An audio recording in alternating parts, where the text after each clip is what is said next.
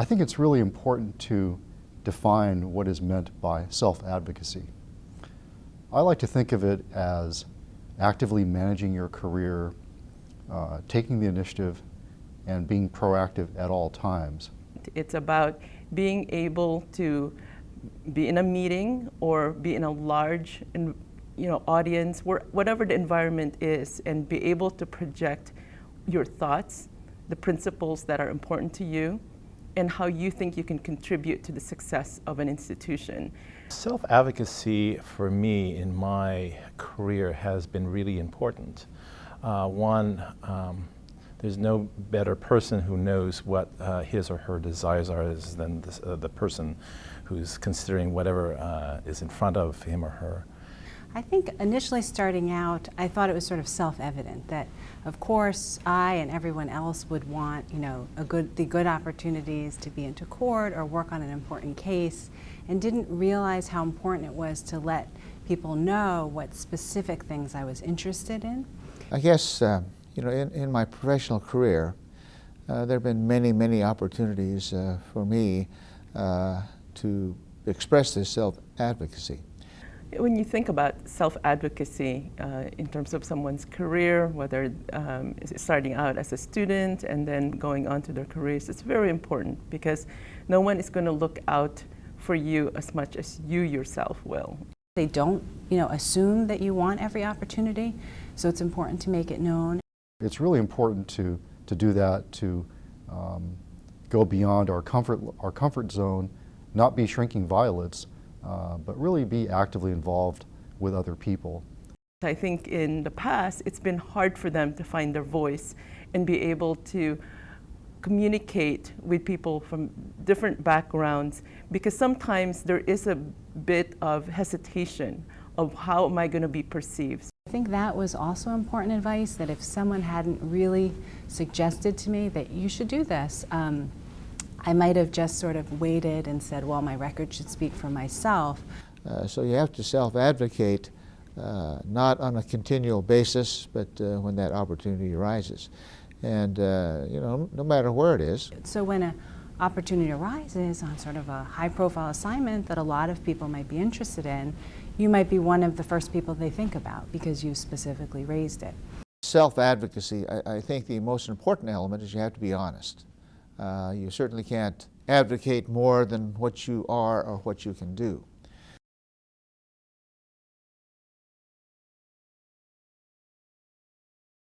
Mentors are really essential. As much as we like to think that we're all self-sufficient and we have the ability and knowledge and know-how to manage our careers, the fact is that none of us can do this alone, on our own. My process was identifying people that had the qualities that I admired and to watch how they ran their lives and ran their business and try to pattern what I did in terms of attitude, maybe speech, after what they did. I was mentored and I continue to be mentored. I'm very lucky and privileged to have so many folks in my life that are looking out for me. And I think that it's key that I pay it forward just as I benefited from it. I've sought mentors, and actually mentors have sought me. I feel that, as a person who is a woman and is a minority, you do need to seek out mentors. They may not necessarily seek you out. Who do people see as an effective leader in your organization, and how could I be helpful to that person? So it was very important to me to not only have the assigned mentor, which many firms and other institutions have, but also to seek out people that you feel you have something in common with and that will have a stake in your future. People, I think, oh, you have to find a mentor or ask the person to mentor you, and I haven't found that to be my experience. And I think it's that close relationship, which is not simply a quid pro quo, but something that has become a friendship that has allowed me to get to the places where I want to be. Either those above you who can teach you a lot of lessons and give you a lot of advice along the way, or those below you or behind you in their careers who need your guidance and your life lessons and hard-earned experiences. It's really important to do that. I think it's really seeing that relationship as reciprocal. And I think that makes them feel like this is a greater effort, not just with you, but that you're also contributing to the whole mentorship program. And I think those kind of relationships are the most effective because you're actually building something that's real. When you have a mentor who's usually the senior person, they're very busy. And so you have to be, you have to have good judgment on how much of their time you want to, take, and what kinds of questions and what kinds of things that you think you need to be discussing with them. And then you have an opportunity to really work with someone in a concrete way where you start to learn from them. This is their style, this is their strategy, this is how they move an agenda. I usually try to make sure that I thought through what I wanted to discuss with them, where I thought they could make a difference in whether I'm thinking about a different path within the institution or I'm having an issue with somebody that I work with. So those are the kinds of things that I tried to think through before I talk to my mentor. So I think those are often the best relationships where you have that opportunity to sort of demonstrate your abilities and really build a real relationship. In many ways, they're mentoring you because it makes them feel good. They want to be able to give back. Maybe somebody mentored them when they were younger. And so I think part of this is making sure that you acknowledge, the fact that this is a valuable service to you, and that you really feel that this is a valuable time. We really need the help and guidance of those around us, and mentors are a great way to really learn the ropes and know how to handle certain situations. And it was that mentoring as well as sponsorship that allowed me to be where I'm at today. I really believe that we can help one another, and I try my best to look for young people around me, people with talent and promise, try to give them a little bit of encouragement, even if it's just a comment here and there, and try to get people to believe that they are here for a reason, and their job is to find out what that purpose is, and so that they can go on and live a life where they can give back to others as well. The point is not to pull up the ladders of opportunity after you as you go up, but to really extend it as far as we can and bring people up, because somebody did it for us. We should do it for others.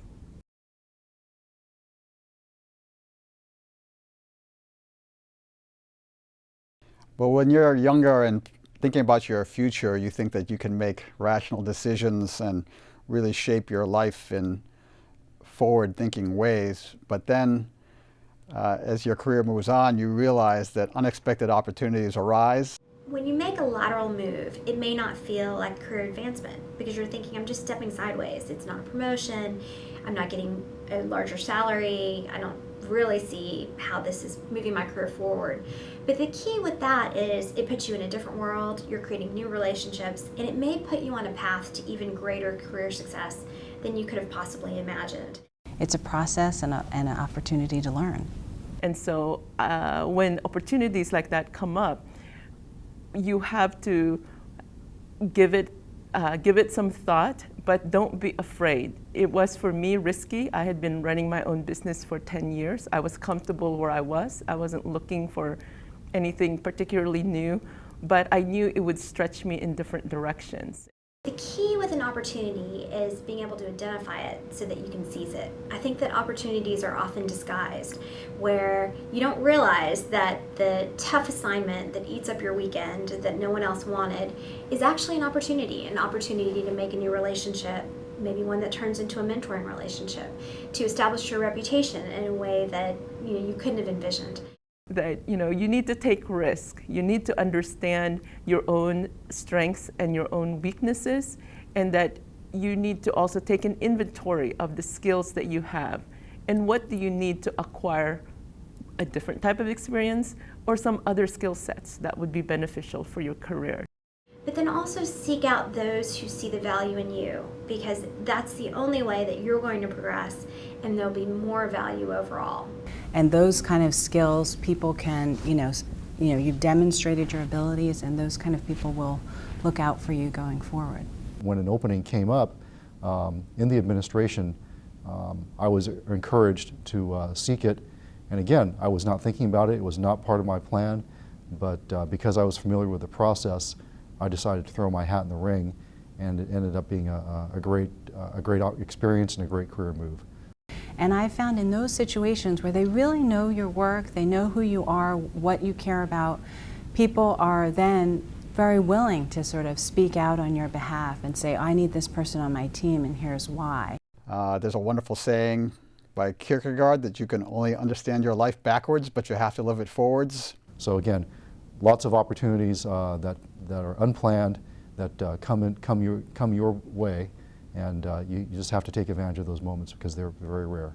And I really appreciate the opportunity, and I think it makes me think that the next challenge, the next opportunity, maybe it would not be such a difficult decision for me.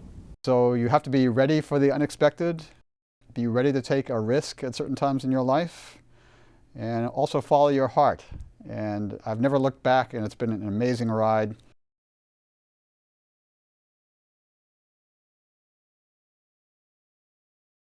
Anyone who has a successful career has faced adversity, because the key with success is how did you face that adversity and how did you get back up?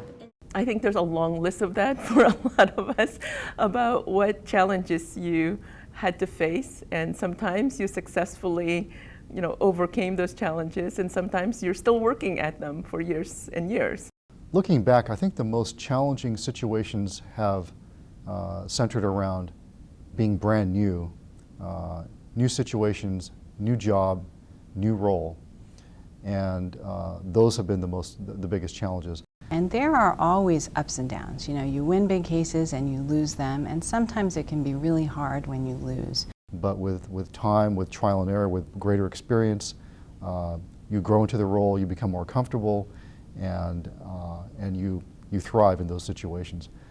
And it's not easy to lose, particularly when the loss has a really big impact on a lot of other people. And you do feel responsible for the results, but I think in the end, you want to be a leader in figuring out, what is the way forward. I think one of the advice I have for people is that you have to be self-aware. You have to know your type of personality, how you work with people, what are your hot buttons in a workplace, and how do you face conflict? How do you manage that? And it's really a function of growing into the role, learning about the position, and establishing a comfort level. And from that point on, you're in a good spot. Over the years, I've learned that you can only go as quickly and as far as you can bring people together and have them be invested in that. And to be able to do that, you actually need to listen to people's point of views, listen to disagreements, and to be able to figure out a way where it doesn't have to be the whole pie, but they have to see that there's a slice there that's for them. I think I was lucky that I worked with very, optimistic people that were like, look, well, we're going to find a way. There's no need to reinvent the wheel. You're not an island to yourself. I think we should not be so proud or so shy that we can't ask for help from other people who walk the same road before you. And so we might as well learn from them. So my advice is, when you sort of hit a roadblock, look around and see what other challenges might be out there. And that can put you on an even greater path to success than you first envisioned.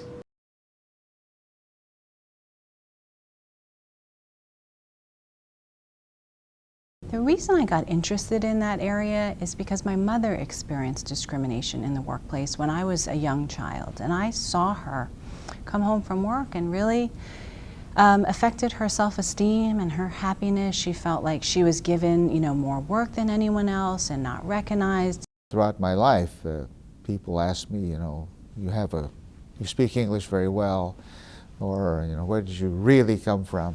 Those kinds of comments, even till today, occur. And I do remember at one occasion where someone said, you Asians are great analysts. And I said, yes, we're great analysts, and we're also great managers and mentors and other things.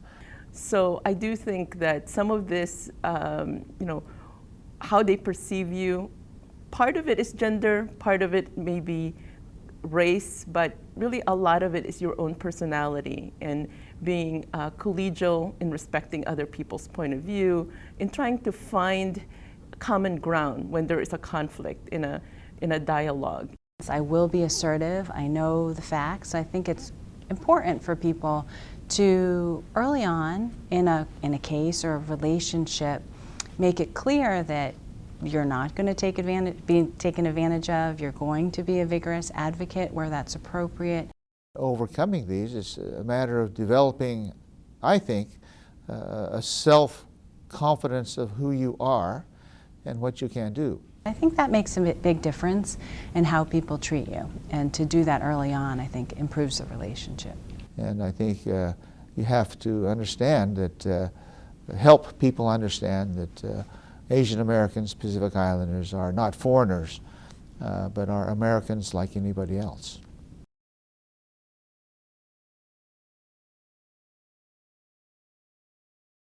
I think right off the get-go, a person has to assert who he is, what his responsibilities are, and that if you're in charge, you're in charge.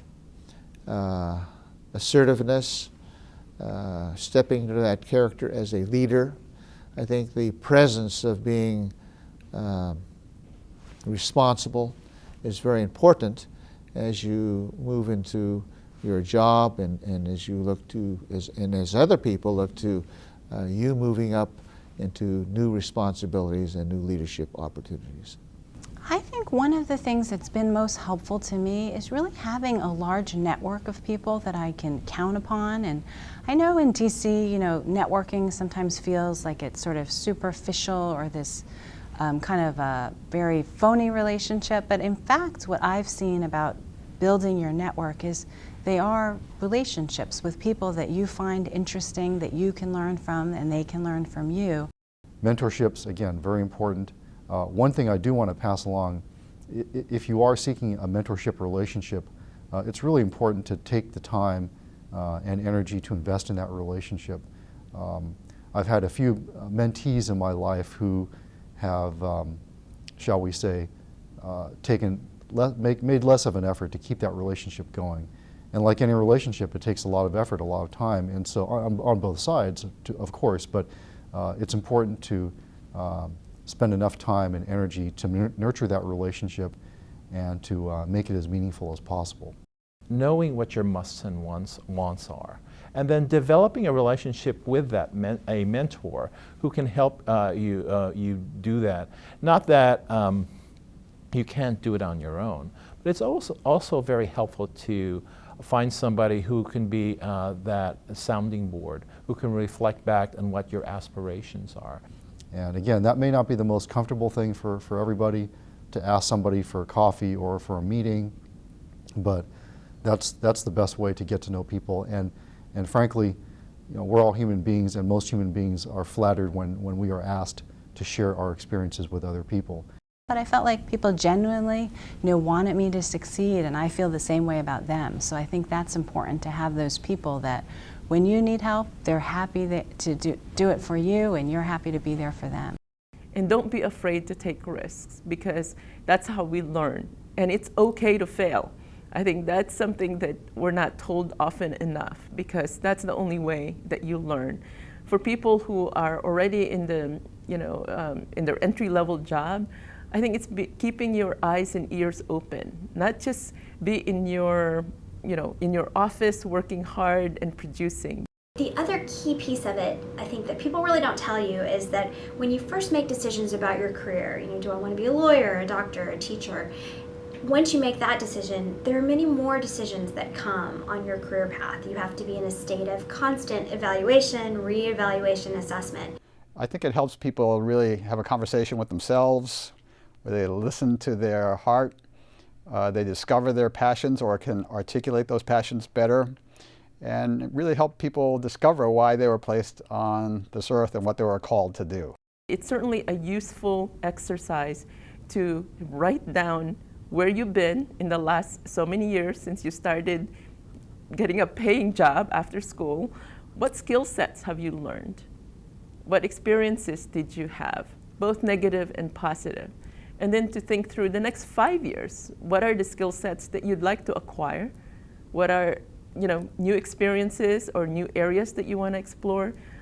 And keep it, because I think if you do that, you can look back at it 3 years later and say, oh, this was me 3 years ago, and look at how much of this I've done, how much of it I haven't done, and maybe I'm a different person now. And I think that is really important, that we have an objective way. You don't have to show the list to anybody, but you yourself have to be accountable to yourself.